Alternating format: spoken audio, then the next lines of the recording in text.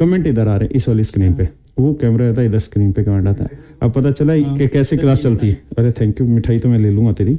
अरे बस बस भगवान दो मत खा यार, भगवान तेरा भला करे। जल्दी से बताओ कौन है ये बच्चा? देखिए तो सही आप कितने अवेयर रहते हैं। बहुत सारे कह रहे हैं रैंक 2 है। रैंक 2 नहीं, 1 भी आया है ये हाँ किसी का AR1 भी आया है। तो मेरे बच्चों ये जो बच्चा है ये इस बार क्या रैंक है बेटा तेरी? AIR 1 वन रैंक है इसकी। ये इस बार AIR1 रैंक है ऑल ओवर इंडिया। जो अभी आपका SSC का रिजल्ट आया उसमें, जो अभी अभी आपने रिजल्ट देखा होगा, ये उसमें AIR1 है, यानी फर्स्ट रैंक है इस बच्चे की पूरे SSC में, पूरे भारत में जितने भी बच्चों ने एग्जाम दिया है।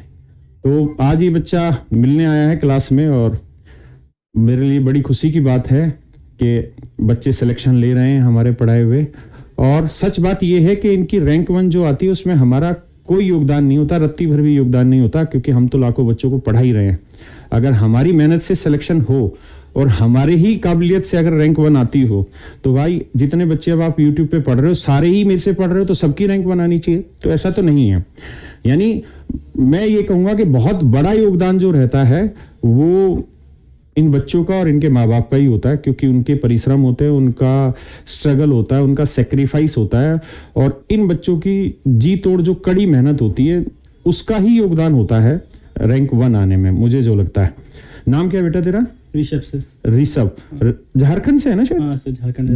झारखंड हजारीबाग। अच्छा झारखंड में। हाँ सर। तो ये बच्चा हजारीबाग से है। शायद आप लोगों ने हजारीबाग का नाम बहुतों ने नहीं सुना होगा, लेकिन इस बच्चे की वजह से हजारीबाग का नाम आप तक पहुंचा है, हजारीबाग का इसने नाम रोशन किया है। मतलब कितनी खुशी की बात है। और मैं इन चीज़ों में बहुत एंटरटेन नहीं करते हम लोग रिजल्ट वालों में, मैं बाकी हमारे टीचर्स जितने भी हैं कैरियर पे वो इंटरव्यू कंडक्ट करते हैं, मैं कभी भी कंडक्ट नहीं करता हूँ। कारण ये होता है कि हमारा जिस बच्चे ने सिलेक्शन लिया है ना, ये सच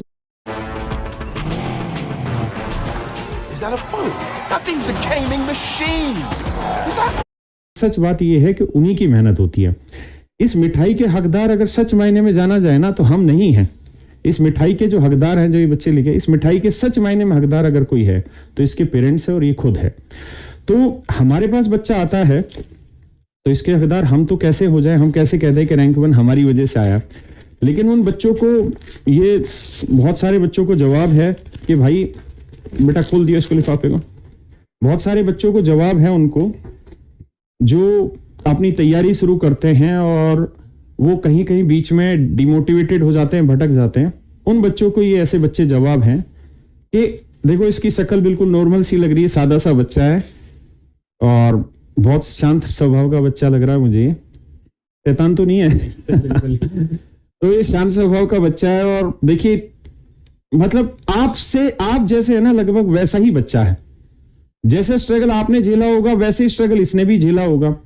ऐसा नहीं है कि अभी इससे मैं बात करा दूंगा आपकी कि मतलब आसान नहीं होगा स्ट्रगल किसी के लिए भी, मेरे लिए भी या किसी के लिए भी। तो मैं तो ये मिठाई जो है, अगर इस मिठाई का सच में किसी को श्रेय जाता है तो इसके पेरेंट्स को जाता है और उसके बाद इस बच्चे को जाता है।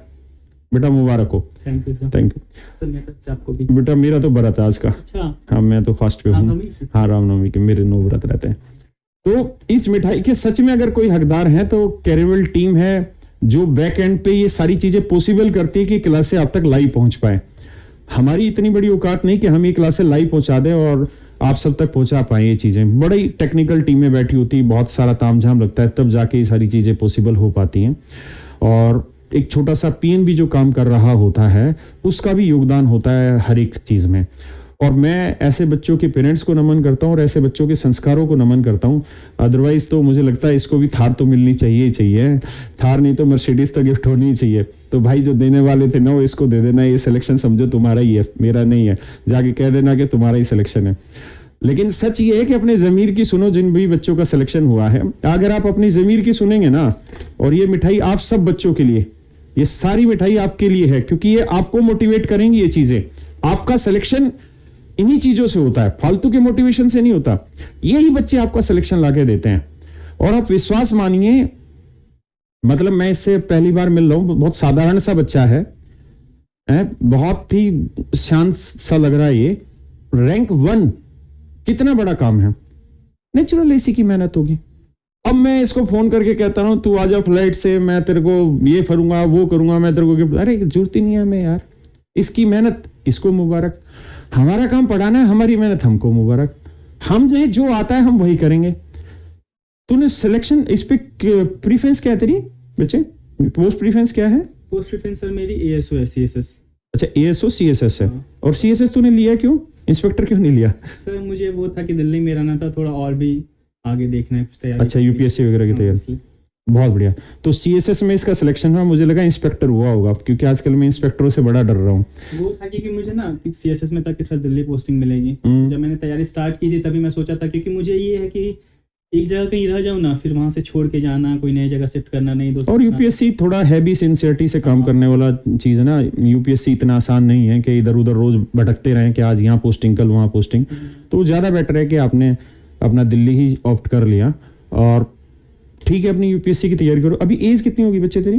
एज मेरी 22 कंप्लीट हो गई सर। अभी ये 22 साल का है मात्र, ये मात्र 22 साल का बच्चा है। आप सोचो 22 साल के बच्चे ने AR1 ला दिया और अभी इसके पास UPSC के इतने अच्छे मौके मिल गए। मैं अक्सर अपनी क्लास में कहता हूं कि अगर आपको मोटिवेशन सच मायने में पानी है ना, तो जितने गवर्नमेंट फॉर्म है सारे फिल करिए, सारे एग्जाम दीजिए, धीरे धीरे आप देखेंगे कि बहुत छोटे छोटे जो एग्जाम है, बहुत सारे बच्चे MTS का फॉर्म नहीं भरते, आप भरो भाई, सारी चीजों के फॉर्म भरो। अब पता है अगर इसका UPSC में सिलेक्शन हो गया, और भगवान करे इसका हो, और होगा क्यों नहीं, क्योंकि जो बच्चा मेहनत करेगा उसका होगा ही होगा, ये तो स्वाभाविक सी चीज है। आपकी मेहनत का परिणाम कभी खराब नहीं जाना। मैं अक्सर ये बात कहता हूं, भगवत गीता में साफ लिखा है, आपके जीवन का है यही मर्म, आपके भाग्य में आपका कर्म। आप